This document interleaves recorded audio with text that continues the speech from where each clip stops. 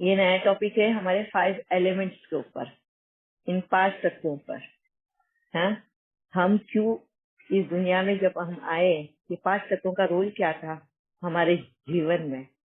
हाँ, और ये हम कुदरती नियम बोलते हैं ना, ये कुदरती नियम है, लॉ ऑफ नेचर। ये कैसे हमें पता चलेगा, ये कैसे हमें मालूम है। हाँ, और हम परम धाम से जब आते हैं तो ये कुदरती नियम अगर हमें मालूम नहीं तो हम कैसे क्या उसको फॉलो करना है। ये किसी ने क्वेश्चन मुझे पूछा भी था। देखो कितने बुद्धिमान बच्चे भी है।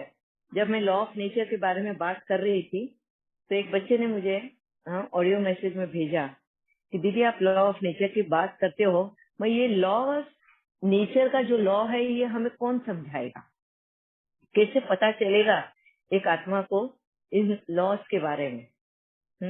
और यही बात जब मैं बाबा के सामने रखी तो बाबा ने वंडरफुल कहा, और उसके बाद में जो मुझे बाबा ने समझावनी दी उसके बारे में, अब वही मेरे को शेयर करनी है आपसे। मैं सबसे पहले उस नेचर को हम समझे, ठीक है। अब हम इन 5 एलिमेंट से सबसे फर्स्ट हम जो एलिमेंट लेते हैं वो है जल, पानी, वाटर। उसका रोल क्या है इस कुदरत में, वो क्या, उसका प्रतीक क्या, वो हमें एज एन एग्जाम्पल समझाने की कोशिश करता है। जैसे बाबा हमें बोलता है आप लोग कहाँ के रहवासी हो, परम धाम के, मतलब हम यहाँ पर फॉरेनर है ना। बाबा फॉरेनर ये वर्ड यूज करता है, डबल फॉरेनर या foreigner. So we are foreigners over here, ये हमारा घर नहीं है, ठीक है, ये क्लियर है। अब हम अगर फॉरेन कंट्री में आते हैं तो वहाँ के रूल्स और रेगुलेशंस हमको जानना होता है। जैसे अगर समझो आज मैं इंडिया से अगर दुबई जाती हूँ, अभी वहाँ पे रमादान चल रहा है, तो वहाँ के उस कंट्री के रूल्स रेगुलेशंस, वहाँ के तौर तरीके ये पहले मुझे मालूम करना है, ताकि मैं जब वहाँ पर जाऊँ तो कोई गफलत ना करूँ, कोई पनिशमेंट की मुझ पे पनिशमेंट ना चढ़ जाए, फाइन न लगा दे कोई। तो इसके लिए मुझे पहले क्या करना होगा, उसके बारे में रूल्स रेगुलेशन मालूम करना होगा, है ना। अभी वहाँ पे रमादान चल रहा है, रमादान यानी वहाँ पे वो लोगों का ईद के पहले 1 महीने का मास जो चलता है, उसमें वो लोग दिन में कुछ खाते पीते नहीं है, पानी तक नहीं पीते किसी के सामने भी। इवन टूरिस्ट लोग अगर वहाँ पे जाते हैं घूमने को तो वहाँ पे पब्लिकली कहीं पे भी पानी नहीं पी सकती। वहाँ पे दिन में सारे होटल्स भी बंद रहते हैं। इस तरह से है, जो टूरिस्ट लोग जाते हैं तो उनको बताया जाता है कि कहाँ पे उनके लिए खाना मिलेगा, और वो भी चुपके से किसी को बताए बगैर उनको मिलना है। तो ये वहाँ के रूल्स और रेगुलेशन है, समझा।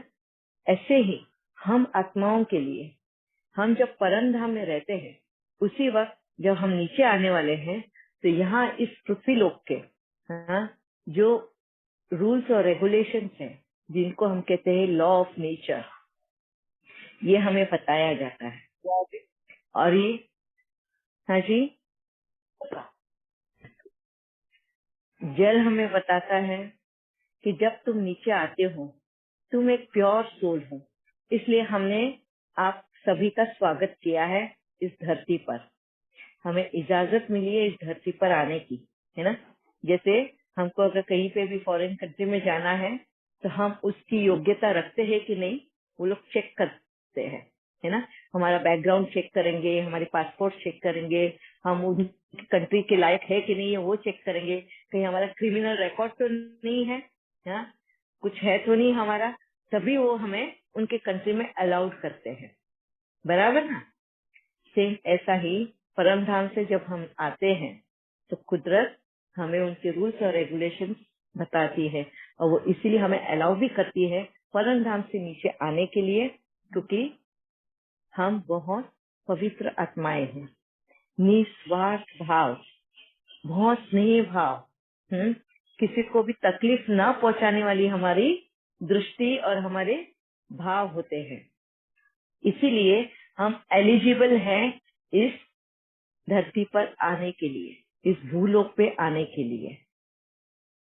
अब हमें एलिजिबिलिटी कैसे मिली, किस तरीके से उन्होंने सोचा कि ये हम एलिजिबल है, तो वो इन 5 तत्वों के ऊपर है।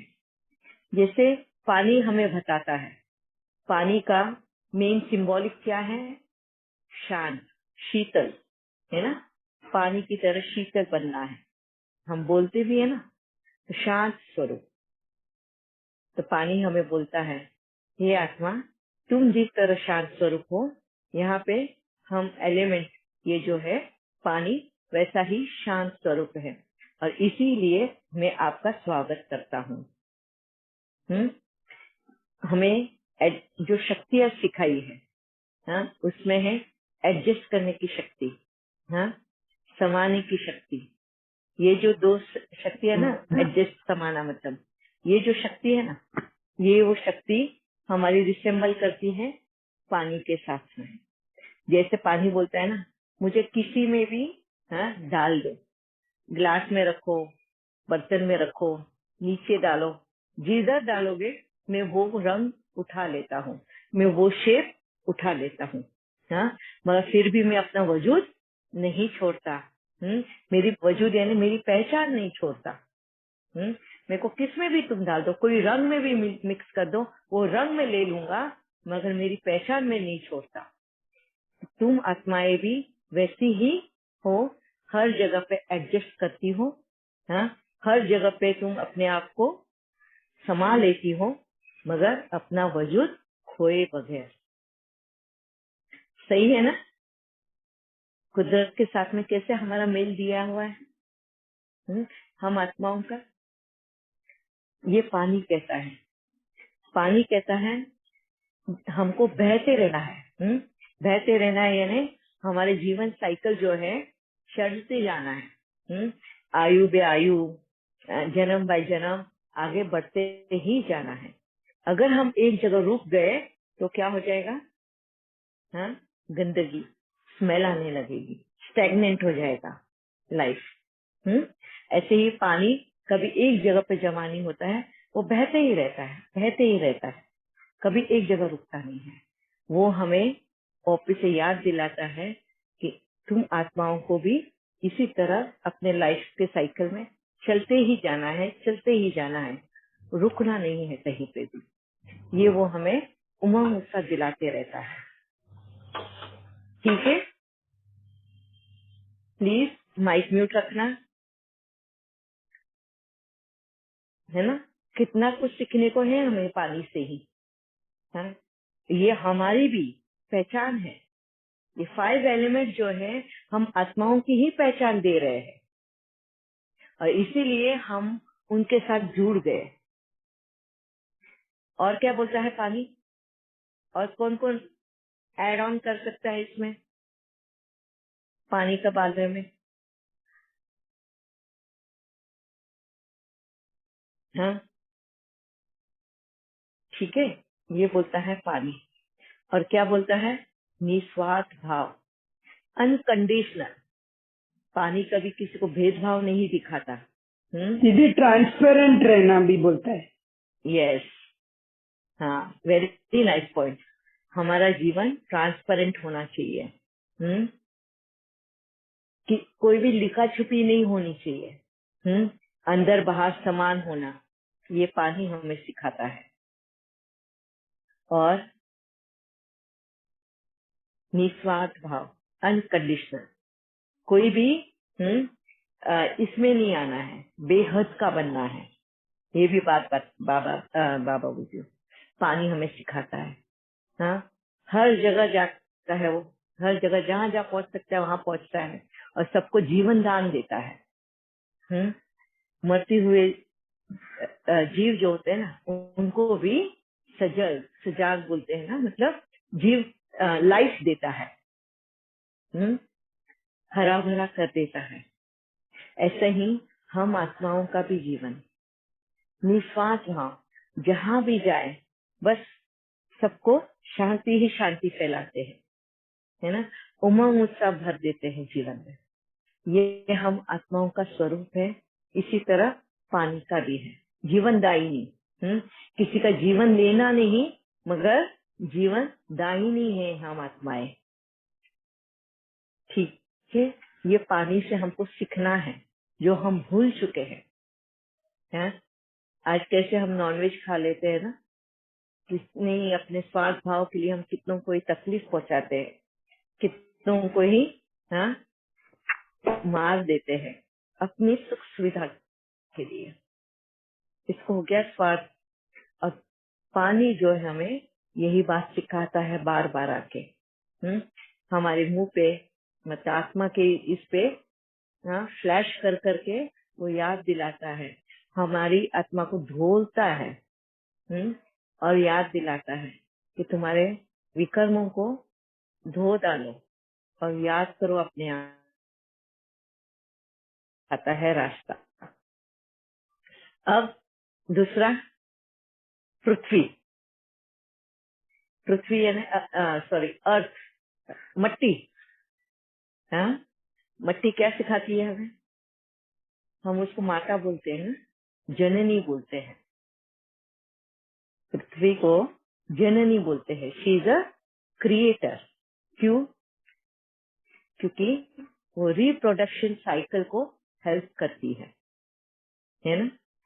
वो इस साइकिल को आगे बढ़ाने के लिए, हमारे जीवन की साइकिल को आगे बढ़ाने के लिए वो हेल्प करती है। इसके लिए उसको माँ कहा जाता है, धरती माता। She is the creator. बीज बोओगे तो फल निकलता है ना। इसके लिए उसको धरनी कहा जाता है। अब उसमें वो क्या सिखाती है हमें? सहन शक्ति। सबसे ज्यादा जो हमें वो शक्तियों में सिखाती है तो सहन की शक्ति। दूसरा है धीरजता की शक्ति। धीरज रखो, वो वक्त पे उसको सीड को ये फूटने ही वाले हैं। उसमें से अंकुर बोलते, अंकुर फूटने ही वाले हैं, उसमें से पौधा बाहर निकलने ही वाला है। तो इंतजार करो, है ना। तो पेशेंस रखो, वेट करो। तो ये सारी बातें हमें धरती सिखाती है। वो हमें सिखाती है जीवन की साइकिल को आगे कैसे बढ़ाना है। वो सच्चाई हमें बताती है जन्म और मरण का। कोई भी चीज स्टैग्नेंट नहीं रहती। उस साइकिल में, साइकिल के प्रभाव में आती ही है। जहाँ जन्म है उसका मरण भी तय है। ये हमें पृथ्वी सिखाती है ना। और क्या सिखाती है? निस्वार्थ भाव। वो जो जिस वनस्पति को जन्म देती है, जिन बीज को बोने के बाद में जो वनस्पति को जन्म देती है, दैट इज द क्रिएशन, पृथ्वी का। और वो क्रिएशन, उसका अपना क्रिएशन, वो इन अपनी जैसी और जीवात्माएं, उन सभी के लिए जीवनदायिनी बन जाती है। उसके ऊपर पनपना हमें सिखाती है। ये वो पृथ्वी देती है। इसी तरह हमें वो सिखाती है, स्पेशली वो आत्माएं जो एक औरत के जन्म लेती है। औरत का रोल जो प्ले करती है, वो आत्माओं को या पृथ्वी सिखाती है कि तुम भी मेरी तरह एक जननी हो, निस्वार्थ भाव, क्रिएटर हो। तो अपना पद कभी भी दूसरों को देखकर नीचे मत उतारना। मेरा जो क्रिएशन है, जैसे वनस्पति पृथ्वी का क्रिएशन है, तो वो जनहित के लिए है, जीवात्माओं के लिए है। ऐसे ही हम आत्माओं का जो क्रिएशन होता है, वो स्वार्थ के लिए नहीं रखना है। वो सबके काम आए, इस तरह का हमारा क्रिएशन होना चाहिए, निस्वार्थ भाव का। ये हमें पृथ्वी सिखाती है। और कोई पॉइंट्स ऐड ऑन करना चाहता है?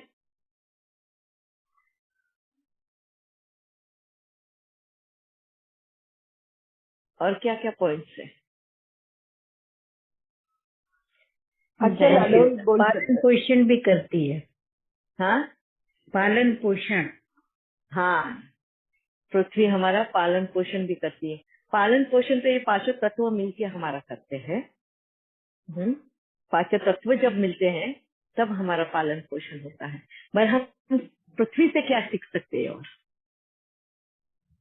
दीदी अचल सहनशील, समाज आती है एक एक करके, आवाज नहीं आ रही थी एक साथ में।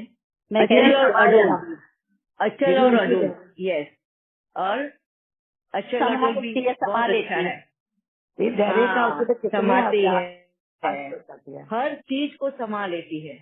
जहाँ पृथ्वी हमें ये सिखाती है, जन्म भी अगर उसी मट्टी से हो रहा है ना, जन्म भी मट्टी से हो रहा है तो खत्म भी उसी मट्टी में जाकर होना है। तो तुम्हारी जहाँ से जर्नी स्टार्ट होती है वहीं पे जाके खत्म होनी है। ये हमें पृथ्वी से सीखने मिलता है। हाँ, where the start is, the end is also there, या एंड से फिर से बिगनिंग शुरू होनी है। ये भी बात हमें सिखाती है पृथ्वी। अचल अडोल, कैसी भी परिस्थितियां हों, मतलब पृथ्वी ये सिखाती है कि कैसी भी कितने भी सीजन्स आते हैं, धूप हो, छाव हो, बारिश हो, ठंड हो, हाँ, स्नोफॉल हो या कुछ भी हो, वो हर प्रकार की परिस्थितियों के लिए तैयार रहती है ना। और यही चीज हम आत्माओं को भी पृथ्वी सिखाती है। हर परिस्थिति के लिए हमको तैयार रहना है, उसको एक्सेप्ट करना है।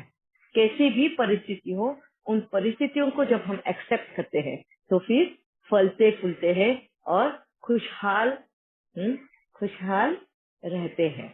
ये पृथ्वी हमें सिखाती है। और क्या पॉइंट्स है?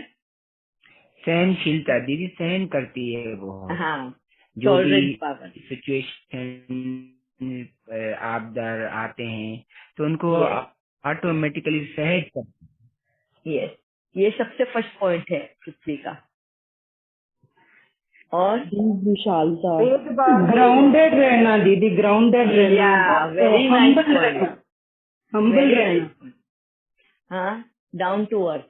कहीं पे भी पृथ्वी ये बोलती है जैसे वो निर्माणता है, क्रिएटर है, हाँ, वैसे ही हम भी एक क्रिएटर है, मगर हमारे में वो गुरूर और घमंड नहीं आना चाहिए। इसके लिए हम एक प्रोवर्ब भी बोलते हैं ना, डाउन टू अर्थ। हाँ, उसका नेचर कैसा है? डाउन टू अर्थ, मतलब बहुत हम्बल, पोलाइट, हाँ, सबको अपने आगोश में समा लेना, सब में समानता, किसी में भी कोई भेदभाव नहीं है, हाँ? इस तरह पृथ्वी का नेचर है। और वो पृथ्वी कहती है तुम आत्माएं भी इसी तरह हो, इसके लिए तुम्हारा मैं स्वागत करती हूँ। हमारे अंदर कोई भी बात का गुरूर, घमंड ये नहीं होना चाहिए कि मेरे में ये विशेषता है इसके लिए मेरा वो घमंड है, नहीं। हाँ, इसको डाउन टू अर्थ बोलते हैं, ठीक है। और उसमें वो क्वालिटीज है, हम्बलनेस की, पोलाइटनेस की, हाँ, मतलब क्या बोलते हैं उसको, स्वीट, हिंदी के वर्ड्स मुझे जल्दी याद ही नहीं आते।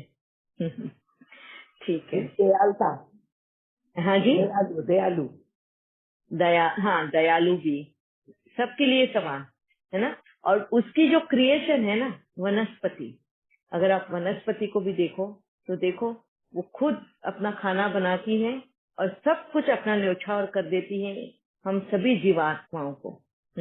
वो अपना हर एक चीज न्योछावर होता है, वो खुद के लिए कभी यूज नहीं करती। हाँ, जब हमें वो चीज का यूज नहीं चाहिए तब ये पृथ्वी फिर से उसको अपने अंदर समा लेती है, उसको गला के, उसका मैन्योर बना के फिर उन पौधों को भेंट कर देती है ताकि वो फिर से पनपे। तो कैसी साइकिल है वो, ब्यूटीफुल है ना। और है पृथ्वी के कुछ पॉइंट? जी, वो है विशालता, क्योंकि पृथ्वी में एक दाना डालते हैं तो वो 100 गुना होके देती है। हम भी हमें भी कोई एक प्यार की दृष्टि देता है तो हम उस पे निछावर हो जाते हैं। Yes, very nice point, thank you Mandeep बहन, कितना ब्यूटीफुल पॉइंट बताया कि विशाल हृदय। बाबा जो हमें बोलता है ना मुरली में, तुम्हारा हृदय तुम विशाल रखो, जिस तरह पृथ्वी का है। तुम एक चीज देते हो वो उससे तुम्हें 1000 गुना बनाकर दे देती है। जैसे कहा ना कि एक बीज हम बोते हैं तो एक बीज के बदले हमें कितने नए सारे फल मिलते हैं और कितने सालों साल मिलते हैं। ऐसे नहीं कि एक ही इकट्ठे दे दिए, सालों साल हमें वो पालती है उस पे। तो इतना विशाल हृदय हमारा भी रहना चाहिए कि हमें बस एक मुस्कान दे दो और हम वारी वारी जाए उसके ऊपर। इस तरह हमारा नेचर होना चाहिए, है ना। तो पृथ्वी हमारा स्वागत करती है क्योंकि यही हम आत्माओं का पहचान है। और है किसी के बहुत ब्यूटीफुल पॉइंट्स आए हैं। स्वार्थ भाव दीदी, हाँ निस्वार्थ भाव। हाँ, निस्वार्थ भाव, हाँ, सेल्फलेस सेवा में कभी वो अपने बारे में नहीं सोचती, बस देने का भाव हो, कैसे किसी को हेल्प करे। हाँ, जिसको धूप चाहिए धूप, मतलब जिसको छाव चाहिए छाव, जिसको जो चाहिए वो पृथ्वी देने को तैयार रहती है ना। विदाउट और एनी वो एक्सपेक्टेशन दीदी। Yes, without any expectation, selflessly, निस्वार्थ भाव से। Very nice. और स्थिरता बोल सकते हैं, बाबा बोलते हैं ना स्थिरता। स्थिर था। हाँ, यस, कभी भी हिलता डुलता नहीं है ना, वो हाँ, ऐसा रहता है। हमारा स्थिति भी वैसे ही रहना। हाँ, हाँ, स्थिरता आनी।